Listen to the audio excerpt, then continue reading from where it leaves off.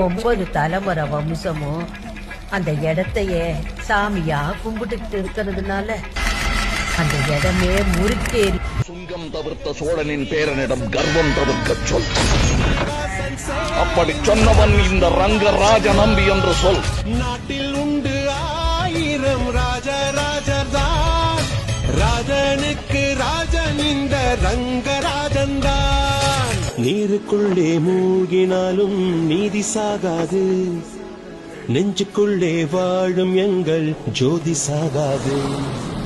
நீருக்குள்ளே மூழ்கினாலும் நீதி சாகாது.